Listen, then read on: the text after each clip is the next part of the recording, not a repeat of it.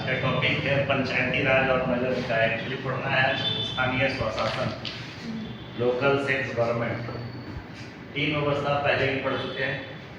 कौन कौन? कार्यपालिका, विधायिका, न्यायपालिका के तहत कार्यपालिका आप केंद्र में पढ़ चुके हैं, फिर राज्य में पढ़ चुके हैं।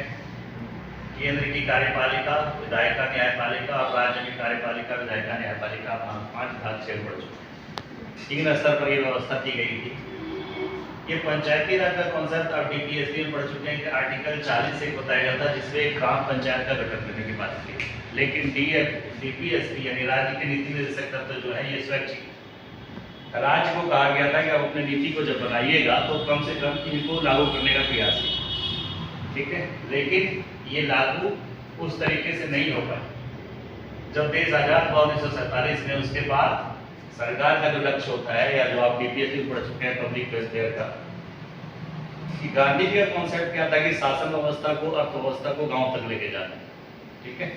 उसी तरह ये पंचायती राज, हम लोग डेमोक्रेसी में केवल लोकतंत्र में इस केंद्र और राज्य की कार्यपालिका, विधायिका में अप्रत्यक्ष रूप से केवल वोटर के रूप में भाग लेते हैं, खुद कार्यपालिका और विधायिका का हिस्सा नहीं। पंचायती राज में क्या होता है कि कम से कम हम लोग खुद कार्यपालिका और विधायिका का हिस्सा हो। इसीलिए ये कॉन्सेप्ट लाया गया था। और इसी के तहत जब 1952 में 2 अक्टूबर 1952 में, इससे पहले 47 से आपको बताया गया, 1947 से 50 में संविधान लागू हुआ। और 1952 में जब हमारे इलेक्शन हुआ और इलेक्शन के बाद जब पहली बार निर्वाचित सरकार हमारे पास आई तो उन्होंने 2 अक्टूबर 1952 में कम्युनिटी डेवलपमेंट प्रोग्राम में सामुदायिक विकास कार्यक्रम के तहत प्रखंड को एक यूनिट माना, खंड यानी ब्लॉक को एक यूनिट माना। और इस यूनिट में वहाँ के अर्थव्यवस्था की कैसे विकास हो या वहाँ का विकास कैसे हो, इस पर बात की गई। ये 1952 से 57 तक चलते रहा, 1952 से 1957 तक। 1957 में एक कमेटी का गठन किया गया जिसका नाम था बलवंत राय मेहता समिति। आप लोग प्राय गलत करके आ जाते हैं। बलवंत राय मेहता समिति ये भी पंचायती राज के गठन के बारे में चर्चा कर रहे हैं।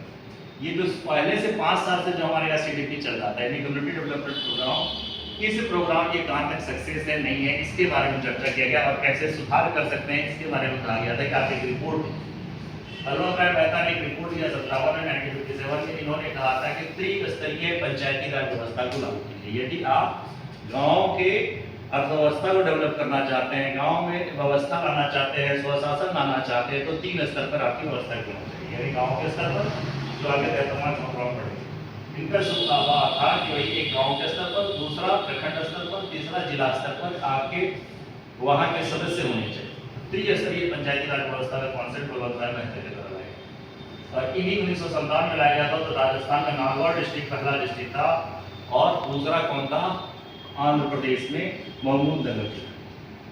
या 2 अक्टूबर 1957 को यहाँ लागू किया गया, फिर 11 अक्टूबर को यहाँ पे पंचायती राज व्यवस्था लागू, लेकिन अभी भी यह ऐच्छिक है। फिर इसके बाद अलग अलग कमेटी बैठाई गई। 1977 में जनता पार्टी की सरकार बनी। जनता पार्टी की सरकार ने क्या कहा कि एक अलग अशोक मेहता के नेतृत्व में कमेटी का गठन किया गया और इस कमेटी को कहा गया कि अभी जो हमारी कानून व्यवस्था चल रही है इसमें क्या सुधार किया। तो इन्होंने 2 स्तर पर यानी प्रखंड और इन्होंने क्या कहा कि मंडल और जिला स्तर पर व्यवस्था को लाया कीजिए, ये निर्देश दिए गए। लेकिन ये जनता पार्टी की सरकार 79 से यानी 2 साल के साथ ये विघटित हो जाती है। इसीलिए अशोक मेहता कमेटी के सिफारिश को लागू नहीं करते, ठीक है। उसके बाद जीवी राव समिति का गठन 1985 में किया गया। इनसे कहा गया कि 1985 में जब राजीव गांधी की सरकार आई तो जीवी राव समिति का गठन किया गया और इनसे पूछा गया कि ये व्यवस्था कैसे चलनी चाहिए। इन्होंने 4 संदर्भ बताया। एक कहा कि आप गांव लेवल पर, दूसरा प्रखंड लेवल पर, तीसरा जिला लेवल पर और इसके आगे कहां बोला है कि आपको राज्य स्तर पर व्यवस्था बनानी चाहिए जिससे गांव से लेकर राज्य तक व्यवस्था जानी चाहिए। क्या व्यवस्था है या किस चीजों में सुधार कर सकता है, क्या आर्थिक विकास हुआ, कैसे इसके पास जाएगा। तो पहले बलवंत राय मेहता समिति, फिर अशोक मेहता समिति, फिर जीवी राव समिति, फिर उसके बाद एक सिंघवी समिति आई 1987 में और उसके बाद थुंगन समिति आई। ये 2 समिति जो 87-88 में राजीव गांधी की सरकार में आई थी, इनका पहला महत्व था कि यदि आप ग्रामीण स्वशासन को लाना चाहते हैं तो सबसे पहले इसको क्या दीजिए, संविधान में दर्जा दीजिए। संवैधानिक दर्जा दिए बिना आप इस व्यवस्था को लागू नहीं कर पाएंगे। ठीक है, इसी समिति और उसके बाद एक गार्डियन समिति भी 1998 में आई थी। इन सब समिति के सिफारिश के आधार पर राजीव गांधी की सरकार ने 64वां संविधान संशोधन लाया, लेकिन ये 64वां संविधान संशोधन कहाँ पास नहीं हो पाया? राज्यसभा। यानी ग्राम पंचायत से संबंधित 64वां संविधान संशोधन और नगर निकाय से संबंधित 65वां संविधान संशोधन पहले प्रयास किया जा चुका था राजीव गांधी की सरकार में, लेकिन ये संविधान संशोधन पास नहीं हो। लास्टली 1992-93 में पीवी नरसिम्हा राव की सरकार, और पीवी नरसिम्हा राव की सरकार दो चीज पे जाता है, एक स्थानीय स्वशासन और दूसरा जब इकोनॉमी पढ़िएगा तो एलपीजी, यानी वहां पर उदारीकरण, निजीकरण, उदारीकरण और वैश्वीकरण, यानी न्यू इकोनॉमिक पॉलिसी के रूप में वहां भी अफोर्स है। तो वहां आर्थिक सुधार नरसिम्हा राव को जी के लिए यहाँ पर स्थानीय स्वशासन से संबंधित और अर्थव्यवस्था में आर्थिक सुधार को होने जाता है। इसके कार्यकाल में ये संविधान संशोधन लाया गया 73वां और 74वां। 92 ये पास होते होते 93 हो जाता है, इसलिए कहीं आपको 92 मिलेगा, 93 मिलेगा। जब ये पास हुआ तो दो सब्जेक्ट आपको लाया गया कि आपको अनिवार्य रूप से क्या लाना है या क्या लागू करना है। 73वां संविधान संशोधन के तहत जो चीजें लाई गई थी कुछ अनिवार्य थी। क्या अनिवार्य थी?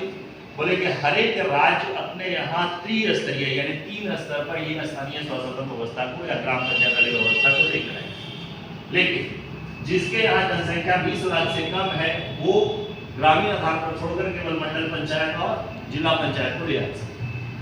ये लेकिन अनिवार्य था कि आप और हम यानी जहाँ भी एक जो भी राज्य है वो त्रिस्तरीय व्यवस्था को ले आए। बोले कितने साल में आना है?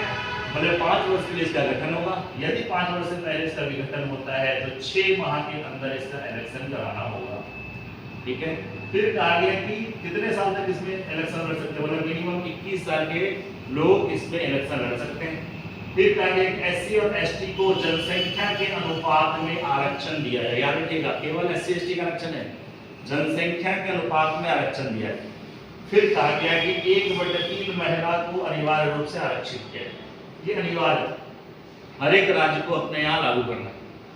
उसी तरह से फिर ऐच्छिक विषय कुछ ऑप्शनल छोड़ दिए गए थे कि आप अपने भौगोलिक, राजनीतिक और प्रशासनिक आधार पर चेंजेस कर सकते हैं।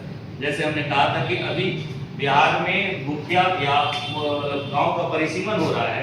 पहले जो हमारे पास मुश्किल से 8000 का क्षेत्र जो भी मुखिया था उससे तकरीबन 13000 के आसपास पंचायत तक होने जा रही है। तो इस आधार पर, भौगोलिक आधार पर, राजकीय आधार पर और प्रशासनिक आधार पर आप चेंजेस कीजिएगा, ये आपका अच्छी। दूसरा, आपके यहाँ एमपी और एमएलए को जिला और मंडल समिति में सदस्य बनाइएगा, ये आप पे डिपेंड।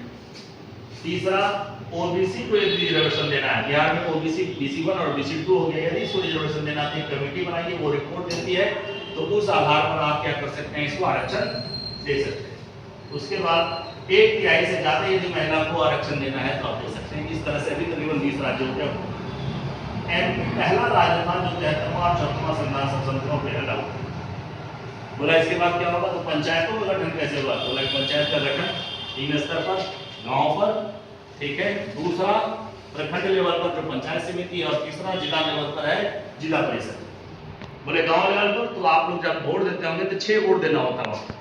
तो गांव लेवल पर यहाँ सदस्य, याद रखिएगा, यहाँ पर वार्ड सदस्य और मुखिया दोनों का इलेक्शन, यानी गांव लेवल पर सबका इलेक्शन प्रत्यक्ष रूप से होता है। यानी गांव के लोग ही वार्ड मेंबर को, पंच, सरपंच और मुखिया को वोट डायरेक्ट देते हैं।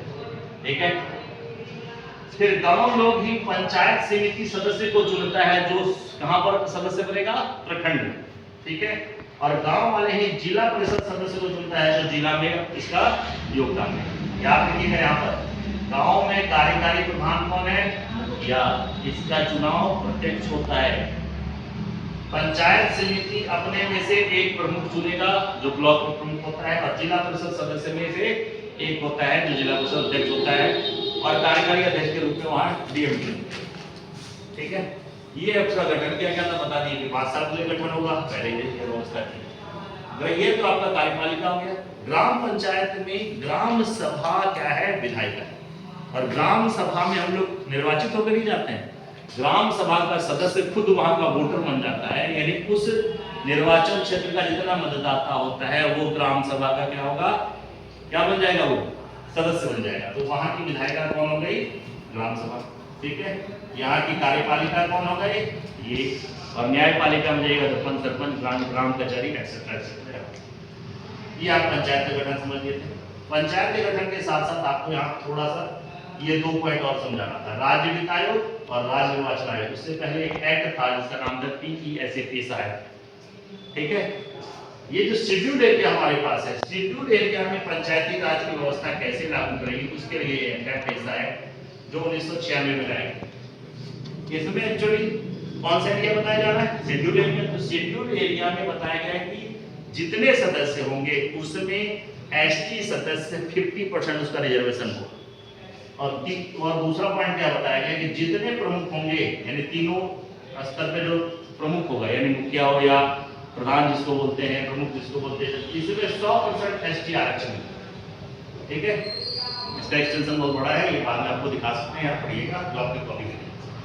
फिर पंचायती व्यवस्था के बारे में क्या कहा है कि इसके पास वित्त कहाँ से आएगा और इसका इलेक्शन कैसे होगा। तो 2 कमीशन आपके 2 पढ़ना है, 243I, ठीक है, या जिसको 6 बोलते हैं। यहाँ पर है एक राज्य वित्त आयोग का गठन होगा जो स्वायत्त निकाय है। इसको राज्य वित्त आयोग क्या होगा, 5 साल के लिए गठन किया गया। कौन करेगा, राज्यपाल। और इससे संबंधित नियम कौन बनाएगा, राज्य विधानमंडल। राज्य वित्त आयोग का काम क्या है, राज्य वित्त आयोग का काम है कि राज्य के पास इतने पैसे हैं या उनका आय है, इनका बंटवारा पंचायत या नगर निकाय के बीच में करना। स्पष्ट है। दूसरा कहा गया कि पंचायतों को या नगर निकाय को अपने स्तर पर टैक्स, शुल्क या टोल लगाने की जिम्मेदारी ये बताएगा। कुछ पंचायत को अनुदान देना है, उसके लिए ये क्या करेगा, ये सिफारिश कर सकता है। लागू कौन करेगा, ये राज्य विधानमंडल में जाएगा, वहां से पास होगा, उसके बाद सरकार इसमें लाएगी। ये वित्त आयोग के सहयोग या आपका सलाह। उसी तरह बताया गया कि इसका निर्वाचन कैसे होगा। तो आप लोग एक भारत का निर्वाचन आयोग पढ़ते हैं, उनका इलेक्शन नहीं है। इलेक्शन कमीशन ऑफ इंडिया किसका इलेक्शन कराएगा, प्रेसिडेंट का इलेक्शन कराएगा, वाइस प्रेसिडेंट का इलेक्शन कराएगा, लोकसभा कराएगा, राज्यसभा कराएगा, विधानसभा कराएगा, विधान परिषद कराएगा। ये इलेक्शन कौन कराएगा, इलेक्शन कमीशन ऑफ इंडिया। लेकिन राज्य निर्वाचन आयोग का काम क्या है कि लोकल सेल्फ गवर्नमेंट में जितने मेंबर हैं उसका इलेक्शन कराने की जिम्मेदारी। याद रखिएगा, राज्य निर्वाचन आयोग इलेक्शन कमीशन ऑफ इंडिया का हिस्सा नहीं है, ये स्वायत्त निकाय है, ठीक है। और इसमें ही बताया गया कि आयुक्त कौन होंगे या नहीं होंगे, इसकी नियुक्ति कौन करेगा, राज्यपाल।